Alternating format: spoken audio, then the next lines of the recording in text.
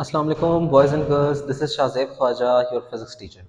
आज की क्लास में हम लोगों ने 9th क्लास का चैप्टर नंबर 1 टॉपिक स्टार्ट करेंगे, what is precision and what is accuracy. बड़ा ही आसान टॉपिक है, लेकिन थोड़ी सी समझने की ज़रूरत है। अगर आपको कोर कॉन्सेप्ट इसका समझ आ गया, बड़ा ही ईजी हो जाएगा। यही जो टॉपिक 11th क्लास के फिजिक्स में भी आपको पढ़ाया जाता है। तो 9th क्लास में ही अच्छी तरीके से समझ लें what is the difference between precision and accuracy. अब प्रिसिजन का बेसिकली मतलब क्या है कि वैल्यूज का एक दूसरे के जितना ज्यादा वैल्यूज करीब आती है ना एक दूसरे के, तो उसको हम लोग बोलते हैं प्रिसिजन। ठीक है। और एक्यूरेसी का मतलब क्या है कि हमारी जो एक्सपेरिमेंटल वैल्यूज हैं वो एक्चुअल वैल्यू के कितना ज्यादा करीब है, वो एक्यूरेसी कहलाता है। अब ये दोनों वर्ड्स है ना बड़े कंफ्यूज करते हैं बच्चों को समझ नहीं आती कि है क्या एक्चुअली चीज क्या है। मैं बड़े आसान से तरीके से आपको करके समझाऊंगा डायग्राम्स की सूरत में। आप इमेजिन करें कि एक ना हम लोग डार्ट्स वाली गेम खेल रहे हैं। डार्ट्स वाली गेम में आपने देखा होगा कि हम लोगों ने सारे निशानों को दरमियान में फेंकना होता है। ठीक है। तो हमें पता है कि एक्चुअली हमारा निशाना यहां पर लगना चाहिए। अब जरा इमेजिन करें कि अगर आपके सारे निशाने इसके करीब करीब लगे ना, 1 2 3 4, तो क्योंकि एक्चुअल एरर्स के करीब करीब है हमारी एक्सपेरिमेंटल वैल्यूज। एक्सपेरिमेंट वो होता है कि मैंने एक मारा, दूसरा मारा, तीसरा मारा, चौथा, चारों निशाने अगर मेरे एग्जैक्ट निशाने के करीब करीब लगे हैं, तो मैं इसको कहूंगा कि ये आंसर हमारा बहुत ज्यादा एक्यूरेट है। क्यों एक्यूरेट है? बिकॉज मेरी मेजर्ड वैल्यूज जो हैं, जो एक्सपेरिमेंटल वैल्यूज हैं, वो एक्चुअल वैल्यू के करीब करीब है। तो अगर हमारा एक्सपेरिमेंटल रिजल्ट एक्चुअल रिजल्ट के करीब होता है, that is called as accuracy, उसको हम लोग एक्यूरेसी बोलते हैं। तो फिर प्रिसिजन क्या है? प्रिसिजन का मतलब है कि वैल्यूज का एक दूसरे के करीब होना। सपोज करें एक बंदा है जो कि अनाड़ी सा है, उसने पहला निशाना मारा यहाँ पे लगा, दूसरा यहाँ पे लगा, तीसरा यहाँ पे लगा, चौथा यहाँ पे लगा। अब इसके आंसर जरा भी एक्यूरेट नहीं है, बिकॉज ट्रू आंसर तो बहुत दूर है। लेकिन इसके आंसर्स ये वाले जो है ना सारे के सारे प्रिसाइज हैं। व्हाई? बिकॉज इसकी सारी एक्सपेरिमेंटल रिजल्ट जो है ना एक दूसरे के करीब आ रहे हैं, उसको हम लोग बोलते हैं प्रिसिजन। ठीक है। तो अब इसकी डेफिनेशन देख लें। What is precision? It is the closeness of the measured values to each other. कि अगर मेजर्ड वैल्यूज, एक्सपेरिमेंटल वैल्यूज अगर आपके करीब करीब है, दैट इज प्रिसिजन। और अगर हमारे एक्सपेरिमेंटल रिजल्ट एक्चुअल रिजल्ट के करीब है, तो एक्यूरेसी है। Closeness of measured values to the actual values is called as accuracy, उसको हम लोग एक्यूरेसी बोलते हैं। ठीक है। नेक्स्ट, जो प्रिसिजन है ना वो लीस्ट काउंट के साथ कंसर्न होता है। जितना ज्यादा आपका लीस्ट काउंट, जितना लीस्ट काउंट कम होगा, उतनी ज्यादा हमारी वैल्यूज प्रिसाइज होंगी।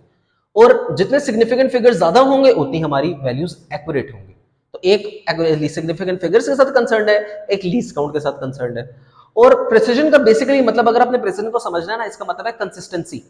कंसिस्टेंसी का या कंसिस्टेंट का मतलब है कि एक वैल्यू दूसरी वैल्यू के कितना करीब है, वो कंसिस्टेंट कहलाती है। अगर सारी वैल्यूज एक दूसरे के करीब करीब है, ये सारी कंसिस्टेंट है, इसका मतलब वो ज्यादा प्रिसाइज है। तो प्रिसिजन का मतलब समझने के लिए आपको कंसिस्टेंसी का लफ्ज समझ आना चाहिए। कंसिस्टेंट का मतलब एक दूसरे के करीब करीब, साथ साथ होना।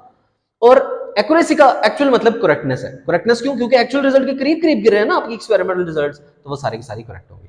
अब ये एक देख लें, हम लोगों ने डायग्राम्स बुक में भी मेंशन हुई है, बड़ा इंपॉर्टेंट है ये। अब जरा देखते हैं कि एक एक्सपेरिमेंट है, डार्ट्स वाली गेम ही खेल रहा है एक बंदा है, उसने चारों निशाने दरमियान में मारे। तो क्या उसके आंसर्स एक्यूरेट हैं? ऑब्वियसली एक्यूरेट है। क्यों एक्यूरेट है? बिकॉज एक्चुअल रिजल्ट दरमियान वाला था, यहीं पे करीब है। और ये एक दूसरे के भी क्योंकि करीब करीब है, तो ये प्रिसाइज भी है।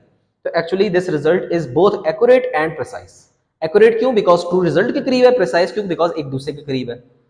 नेक्स्ट ये देखें कि ये निशाने जो हैं वो एक्चुअल रिजल्ट के जो करीब है, लेकिन आपस में एक दूसरे से दूर दूर है।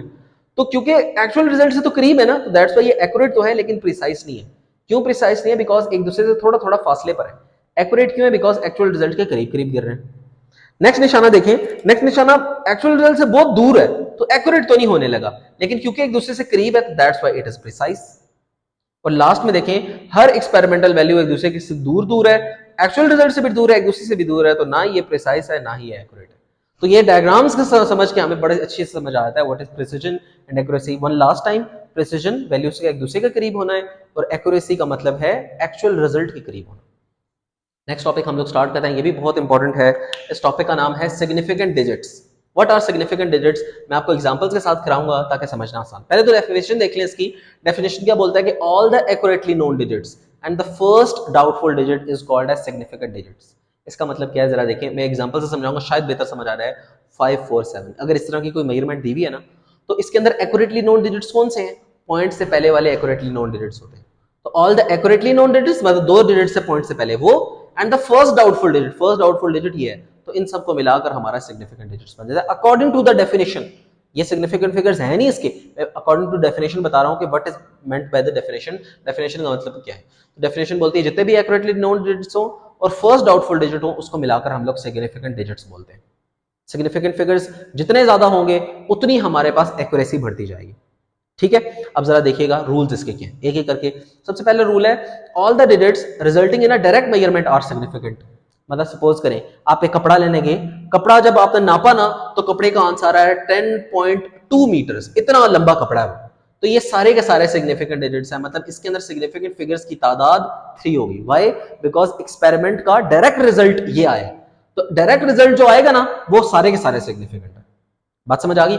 नेक्स्ट रूल देखें, the non zero numbers are always significant. Non zero numbers कौन से नंबर्स हैं जो जीरो ना हो, वो सारे के सारे सिग्निफिकेंट होंगे। जिस तरह देखें 1 2 3 4, इसके अंदर कोई भी जीरो नहीं है, तो ये सारे के सारे सिग्निफिकेंट हैं, मतलब इसके अंदर सिग्निफिकेंट फिगर्स की तादाद 4 होगी। ठीक हो गया। थर्ड रूल है, कहता है in scientific notation all the numbers are significant. Scientific notation के अंदर ना सारे नंबर सिग्निफिकेंट है। साइंटिफिक नोटेशन किस तरह, जिस तरह 1.230, अब देखें जीरो भी आ गया। तो वैसे जीरो कभी सिग्निफिकेंट होता है, कभी नहीं होता, वो हम लोग आगे जाके देखेंगे। लेकिन इस केस में जीरो एग्जिस्ट कर है, मल्टीप्लाई 10 की पावर 3। अगर जो साइंटिफिक नोटेशन में कोई चीज लिखी है ना, आप आंखें बंद करके कोई रूल ना लगाएं, जितने भी नंबर्स पीछे सारे सिग्निफिकेंट है, तो ये सारे सिग्निफिकेंट हो जाएंगे। कितने सिग्निफिकेंट है? 1 2 3 4, इसमें भी 4 सिग्निफिकेंट फिगर्स है। ठीक है, तो साइंटिफिक नोटेशन को छोड़कर अगर साइंटिफिक नोटेशन में कोई वैल्यू लिखी है, सारे के सारे नंबर्स पीछे वाले सिग्निफिकेंट हो जाएंगे। लास्टली फोर्थ रूल है इसका, वैल्यूज लार्जर देन 1, वो वैल्यूज जो कि 1 से लार्ज है, मतलब 1 से बड़ी है। जैसे कि एग्जांपल ले लेता हूं मैं, 3400, ये एक वैल्यू है जो कि 1 से बड़ी आ रही है ना। The zeros on the right are non significant. ये जो राइट हैंड साइड पे आपको जीरोस नजर आ रहे हैं ना, तो ये नॉन सिग्निफिकेंट होंगे। तो मतलब इसके अंदर सिग्निफिकेंट फिगर सिर्फ 3 और 4, तो इसके अंदर सिग्निफिकेंट फिगर्स की तादाद 2 है। ये रूल सिर्फ उन नंबर पे लग सकता है जो 1 से बड़े हों। 1 से बड़े क्या, 2 3 4 5 और आगे सो ऑन सो फोर्थ। 1 से छोटे की बात नहीं कर रहा, 1 से बड़े की नंबर की बात कर रहा है, मतलब बड़े नंबर्स में राइट साइड वाले जीरोस को कंसिडर नहीं करना सिग्निफिकेंट में। लास्ट रूल देखें, rule number 5, values smaller than 1। अगर वैल्यूज तो छोटी हो जाए 1 से छोटी वैल्यूज पॉइंट में होती है ऑब्वियसली, 0.001, अगर ये रूल हो जाए तो मतलब ये एग्जांपल है, तो कहता है अगर वैल्यूज 1 से छोटी हैं, 0 ऑन द लेफ्ट और नॉन सिग्निफिकेंट, तो लेफ्ट हैंड साइड वाले जीरोस नॉन सिग्निफिकेंट हो जाएंगे।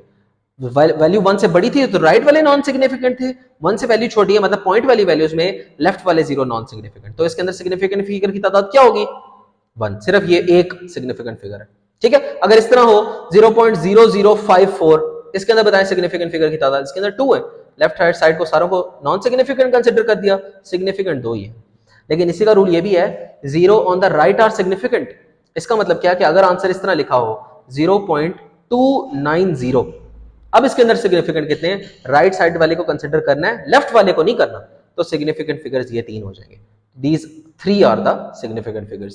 इसकी एग्जांपल्स जो न्यूमेरिकल क्वेश्चंस हैं और कंसेप्चुअल क्वेश्चंस के अंदर भी इसकी प्रैक्टिस क्वेश्चंस दिए हुए हैं, वो अपने अच्छे तरीके से प्रैक्टिस करनी है, बिकॉज 1 या 2 एमसीक्यू लाजमी इनके रूल से पूछे जाते हैं। बड़े ही आसान है, बस आप रूल्स को अच्छे तरीके से देख लीजिए, 1-2 दफा प्रैक्टिस कर लें, आपको याद हो जाएंगे। तो ये थी आज की क्लास, जिसके अंदर हम लोगों ने पढ़ा what is the difference between precision and accuracy, और lastly what are significant figures और उनके रूल्स के।